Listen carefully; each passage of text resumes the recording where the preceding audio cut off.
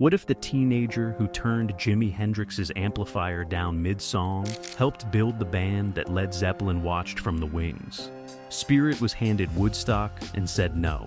They recorded their masterpiece while Randy California was recovering from a fractured skull. Then a single question from a label executive buried it for 6 years.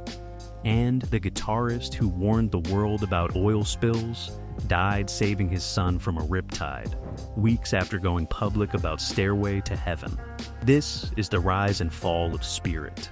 In 1964, 3 teenagers from the San Fernando Valley started playing R&B music together in a Southern California high school band called the Red Roosters. Jay Ferguson sang with soulful confidence. Mark Andes anchored the bottom with instinctive bass playing. And then there was the youngest of them, a kid named Randy Wolf, whose guitar playing made everyone in the room stop talking and listen. Randy had a gift that defied his age. His fingers moved across the neck with a fluency that belonged to someone who had been playing for decades. He heard spaces in a chord progression where other guitarists heard nothing. He was 14 years old.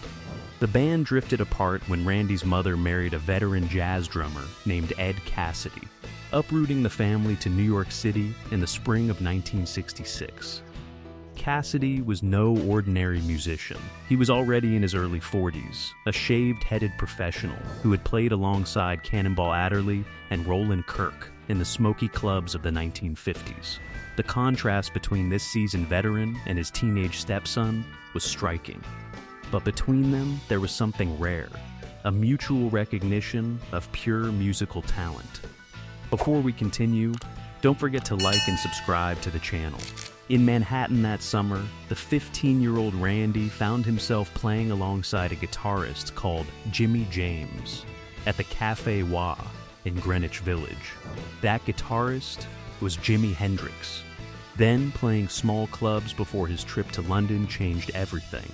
Hendrix recognized something extraordinary in the teenager beside him and gave him a nickname that would follow him the rest of his life. With another Randy already in the group, Hendrix called the boy Randy California. The partnership ended badly. During a performance, Randy reached over and turned Hendrix's amplifier volume down to 0 mid-song because he felt the guitar was drowning everything else out. Hendrix erupted, threw his guitar across the stage, and walked out. A tentative invitation for Randy to join the trip to London was quietly canceled. Randy California returned to Los Angeles in late 1966. He reconnected with his old bandmates, added his stepfather Ed Cassidy on drums and a classically trained jazz keyboardist named John Locke, and the group moved into a communal house in Topanga Canyon. Their housemate was a young, obsessive record collector named Barry Hansen, later known to a different generation as radio personality Dr. Demento. They rehearsed daily. They played weekly residencies at the Ash Grove, a folk and blues venue where they became regulars, and they built a sound that no other band in Los Angeles was making. Industry producer Lou Adler watched them play in August 1967, signed them on the spot, and shortened their name to Spirit. He believed he was looking at the future of American rock. He was right about the talent. He just could not have predicted what was coming. Spirit released their self-titled debut album in January 1968, and the music world paid close attention. The record peaked at number 31 on the charts and spent over 6 months in the catalog. Critics reached for unusual comparisons because no ordinary comparisons fit. The album moved through jazz, folk, psychedelia, and rock, with an ease that defied categorization. A track called Fresh Garbage became a landmark for FM underground radio, with a jazz fusion bass line driving beneath Randy California's layered guitar work. The album also contained a delicate, finger-picked acoustic instrumental called Taurus, a piece that would return to haunt rock history decades later. Their second album, The Family That Plays Together, arrived in December 1968 and climbed to number 22 on the charts, the highest position Spirit ever reached. It also contained the song that planted the band in the memory of an entire generation. I Got a Line on You was written by a 17-year-old Randy, California. It peaked at number 25 on the Hot 100 in March 1969. The track was propulsive, direct, and built on a piano and guitar groove that felt like a declaration. Jay Ferguson's vocal performance carried an effortless confidence. If you heard it on AM radio in early 1969, you assumed this was the opening statement of something enormous. The band's live reputation grew quickly. They toured major venues across the country and shared bills with some of the biggest names of the era. In December 1968, they performed at the Denver Auditorium alongside Led Zeppelin, who were making their American debut. Barry Fay watched Robert Plant and Jimmy Page deliver a set that left him stunned. Spirit still headlined that night. The opening act was Led Zeppelin. Spirit and Led Zeppelin appeared on the same bill again during that period, and later comparisons would be drawn between their music. Page took note of many bands in those years, and Taurus would eventually become part of a long-running debate over musical similarity. The band also became associated in later accounts with the idea that Led Zeppelin had absorbed elements of Fresh Garbage into live performances. French director Jacques Demy was so captivated by Spirit's cinematic sound that he hired them to score his film Model Shop, shot in Los Angeles, and cast vocalist Jay Ferguson in a speaking role. They were a band operating at the exact intersection of artistic credibility and commercial momentum. Everything pointed towards superstardom. By late 1969, Spirit had become one of the most critically admired bands in America. FM radio embraced them. Fellow musicians talked about Randy, California in reverent terms. Everything suggested their next album would carry them across the threshold into genuine superstardom. They approached it with matching ambition. Randy, California and John Locke sought guidance from Neil Young, who pointed them toward his producer, a demanding and driven man named David Briggs. Briggs worked with musicians in a direct, unsentimental way and believed in capturing emotional truth above everything else. He fit the material that Spirit was trying to make. The sessions for what became 12 Dreams of Dr. Sardonicus were difficult. The culture around the band had shifted. The communal warmth of 1968 had given way to a harder, more volatile atmosphere. The creative tension between Randy, California's sprawling, feedback-driven instincts and Jay Ferguson's push for commercial discipline ran beneath every session, like a fault line waiting to open. Then, Randy fractured his skull in a horse riding accident, and the sessions halted for weeks. When he returned, he delivered some of the most vulnerable performances of his career, including the lead vocal on a song called Nature's Way. Nature's Way of telling you. Randy wrote Nature's Way during his recovery in response to two ecological disasters in 1969, a devastating oil spill off the coast of Santa Barbara and a river in Ohio that caught fire from industrial pollution. The song was quiet, meditative, and honest, emerging from a difficult period of recovery. It captured something that the best rock music sometimes achieves: the sound of a person being genuinely truthful about what they see.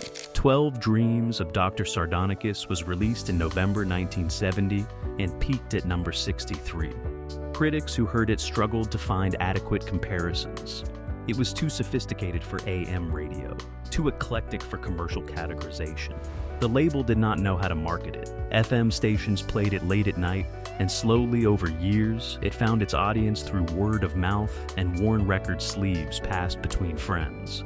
12 Dreams of Dr. Sardonicus has since been recognized by critics and musicians alike as one of the essential records of the early 1970s. Its ecological themes were prescient. Its studio craft was original. Its emotional range was wider than almost anything else released that year. In retrospect, it was exactly the kind of album that should have broken a band wide open. Instead, it became the record that broke them apart. The album was certified gold in 1976, 6 full years after its release. By then, the original lineup of Spirit had long since dissolved. There was no single moment when Spirit broke apart, no hotel room disaster, no overdose that stopped the music cold. What happened to Spirit was quieter, and in many ways more devastating than any dramatic collapse. they simply dissolved. The creative tension that simmered throughout the 12 Dreams sessions came from a disagreement that never found resolution. Randy California wanted to play long, exploratory, feedback-drenched live sets. He wanted improvisation and unpredictability. Jay Ferguson wanted tight performances, discipline, and a commercial focus appropriate to a band with their level of talent and label support. This conflict had already cost them an opportunity that would take years to fully understand. In the summer of 1969, Spirit was invited to Woodstock. They turned it down. The reasons were never made fully clear, but the split in the band's priorities was a significant part of the story. Woodstock became the defining cultural moment of a generation. Spirit watched it from somewhere else. By January 1971, the original quintet reached its breaking point. Tensions escalated into a confrontation backstage after a promotional show. Ferguson and Andes walked out and formed a new group. Ed Cassidy and John Locke tried to hold the Spirit name together with replacement members. The resulting album, Feedback, charted at the same modest position as 12 Dreams, but confused the fans who had loved the original band's sophistication. It sounded like a different group playing a different kind of music, because that is exactly what it was. Randy California, adrift without the structure of the original lineup, became increasingly unstable. A 1973 European tour with a reformed version of the band ended in one of rock's strangest episodes. After a wild night in London, Randy walked to London Bridge at dawn, stripped off his clothes, and dove into the freezing river. He survived and swam back. But the episode reflected how far he had traveled from the focused teenager who had turned Hendrix's amplifier down in Greenwich Village 7 years before. When Randy brought a new concept album to the label, an experimental piece called The Adventures of Captain Copter and Commander Cassidy in Potato Land, executives listened to the tapes and asked one question that said everything: but where are the singles? They dropped the project. The album sat shelved for years until a fan petition of 5,000 signatures finally prompted a release in 1981. The label that had once seen Spirit as the future of American rock could no longer find a place for them in a world that had moved on to stadium anthems and heavy, uncomplicated riffs. In 1974, Ed Cassidy traveled to Hawaii, where Randy California had retreated into quiet seclusion. Cassidy convinced his stepson to return.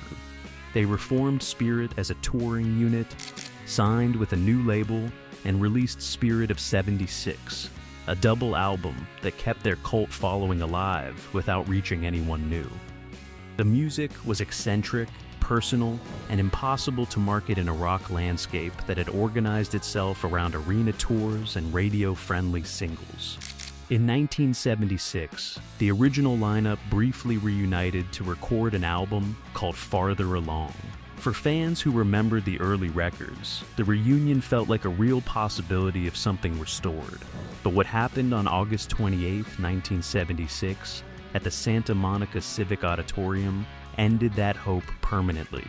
The band was performing their first and only concert as the reunited original lineup. Neil Young had been backstage visiting with the group.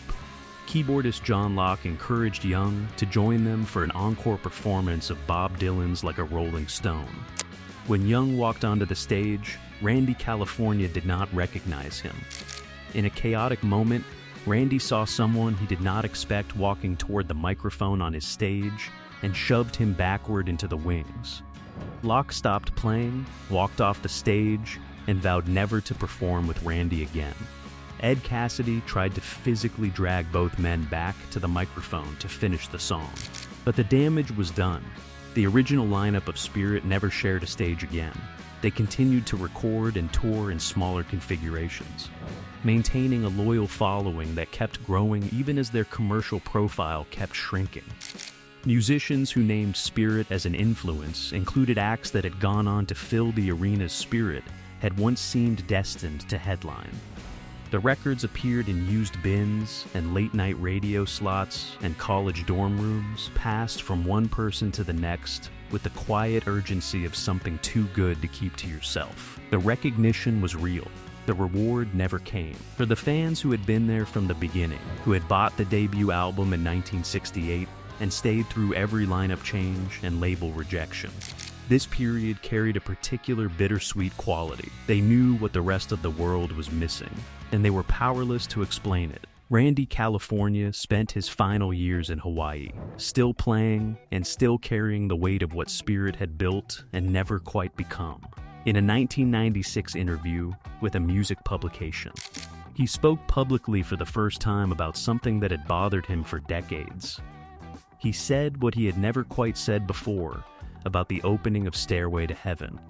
He had stood in the wings and watched Jimmy Page absorb Taurus night after night on that December 1968 tour.